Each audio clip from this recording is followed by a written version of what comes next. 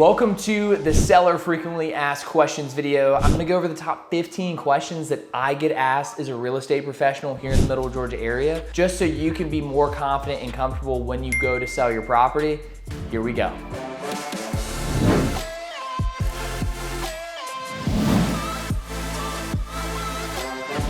How much is a typical real estate commission? You're looking anywhere between 5 to 6%. And how that is split up is it's 5% in our area for new constructions and 6% typically for pre-owned homes. And the reason being is the amount of work that it takes in order to sell a property.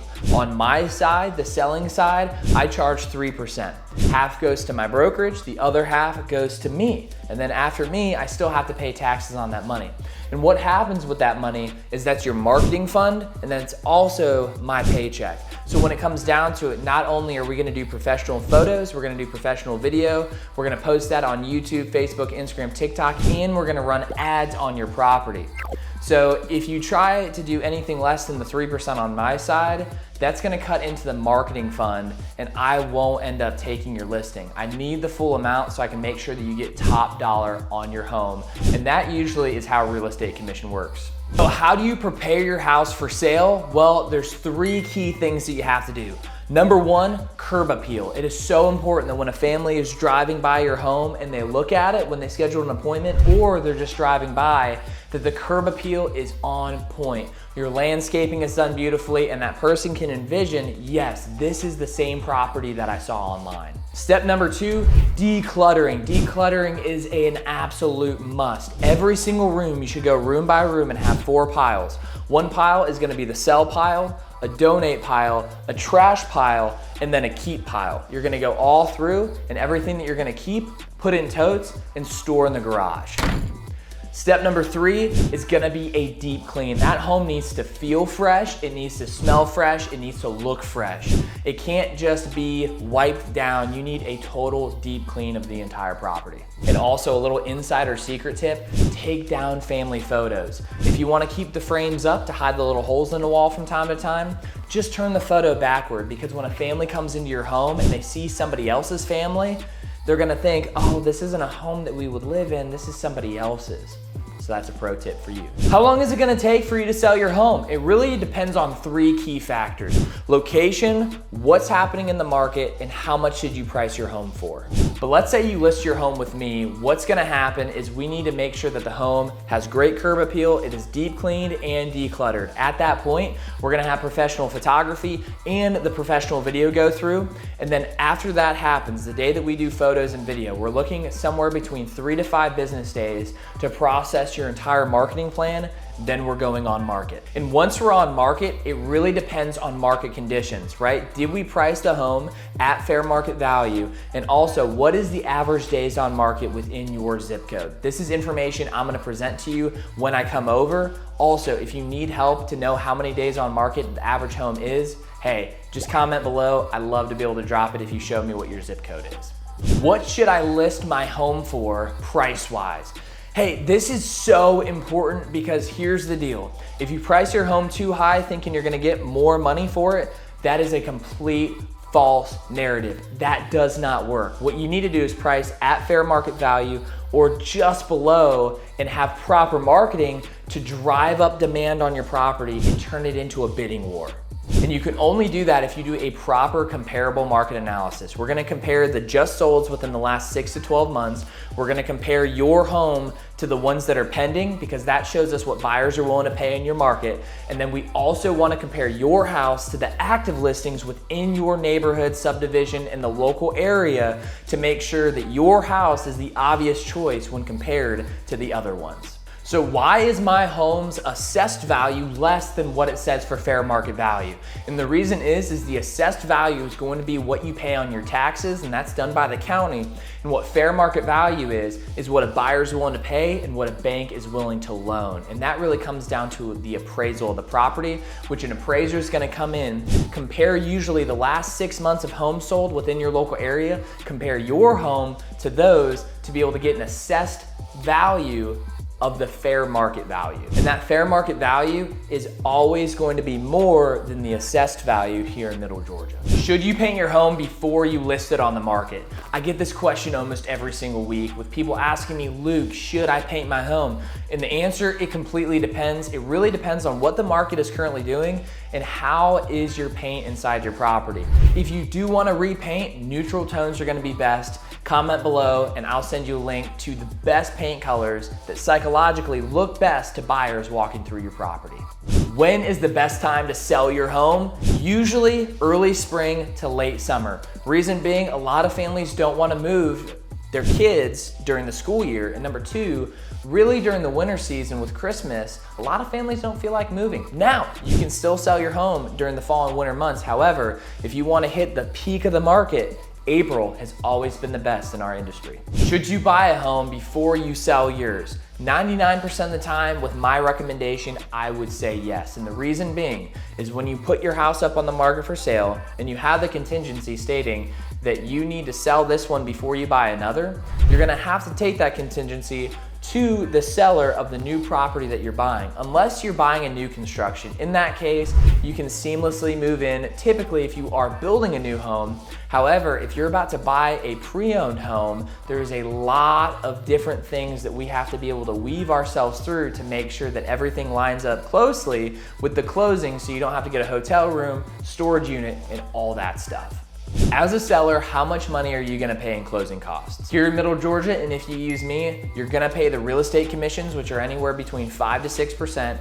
And on top of that, you might be looking at about 1% of the total home price for the attorney fees and the things that need to be able to get done in order to get you to closing. However, you can offer to help pay for some of the closing costs when it comes to the buyer side, and that would be something that you would negotiate during the contract, but really think about 6 to 7%. When you sell your house, how much money do you get to keep of the total proceeds? Now, let's say you sell your home for $300,000 and you do a 6% commission. That 6% commission is gonna come out to $15,000, and out of that $15,000 minus the $300,000, you're sitting at $285,000. Now, when it comes to taxes, you usually get a prorated amount during that transaction, but also there may be an attorney fee involved, and then there also may be another fee when it comes to the transfer of the tax paperwork. But with every single client that I serve, I'm going to print you out what's called a net seller sheet. I'm gonna show you to the dollar of how much money you'll net bottom line in your bank account at the attorney's office when they give you the check. Should you get an inspection before you list your home for sale? Now, if you are nervous about things that are being uncovered, I absolutely would. A typical home inspection is only gonna cost somewhere between $275 and $350 here in the Middle Georgia area, and it can be a lifesaver. Things that you didn't realize that were easy fixes we can get done before we sell the property that could deter a buyer and scare them during the inspection period. Because an inspector's gonna come through the home and they're going to list every single thing on a very, very long 20 to 40 page report. And sometimes it can scare the buyer out of making an offer on your home, even though those little fixes could only take $5 to $15 to fix. All those things added up could actually make your deal fall through. And also what you can do is post the inspection list with your property being for sale and say it was already pre-inspected, these items were already taken care of, and you can show full transparency to the buyer that you are going to be working with, and it can really speed up the process. Should you get an appraisal for your home before you list it on the market? Sometimes this could be an amazing way to squeeze every single dollar out of your house, because what you can do is you can post that appraisal with your listing, giving confidence to the buyers that are gonna come through, knowing that that is how much that house is worth. Now, they can't use that same appraisal because of the banks. The bank that they are getting their loan through is still going to hire an appraiser. However, quick story.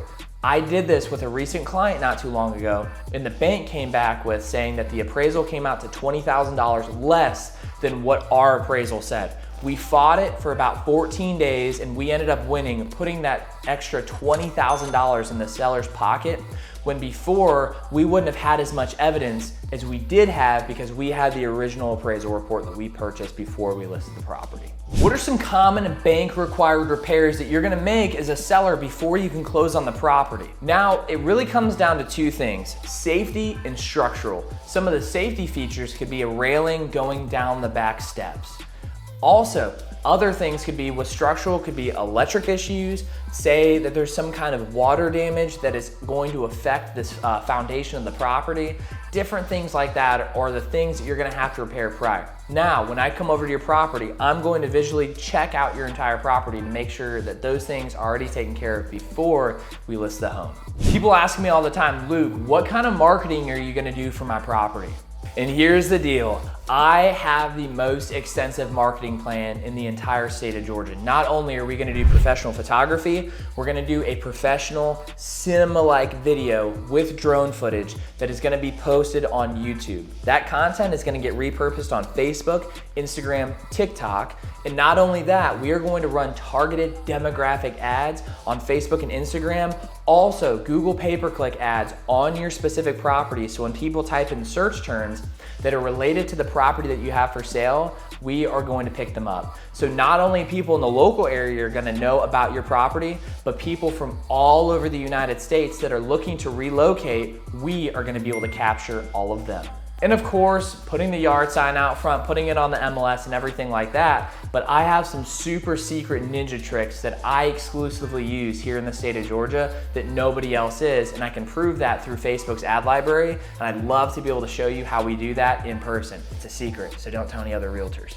So you're selling your house and you're wondering when you have to leave the property. Typically, you'll leave during the showings, you'll leave during the inspection period, and then for the appraisal, feel free to stay. The reason being is when somebody comes over to your house for the very first time, they want to be open with their real estate agent that's showing them your property to be able to uncover the things that they truly think and feel. That real estate agent is most likely still going to insure them, give them the confidence that they need to move forward on your home, but that buyer won't open up and tell them if you're right in the next room. Also, during the inspection period, when it comes down to it, the buyer is gonna wanna have an honest, open conversation with the inspector, and they don't want to say anything that would make you feel bad or offend you, so it's just a better idea to be gone during that time. Also, when you go to close on your property, the majority of the time you'll have to be out the same day. However, if it's stated in the contract that you'll rent the home back out, or you can stay there for an elongated period of time, that is going to be on the purchase and sale agreement, and that all depends on when the contract comes together before you go under contract. So there you have it. Those are the seller frequently asked questions that I get here as a realtor here in the Middle Georgia area. If there's any other questions that you're thinking top of mind, please comment below and I'll get right back to you. Also, feel free to book a call with me. I'd love to be able to go into more depth about any questions that you may have. I'm here to serve you and your family. I'll catch you on the next video.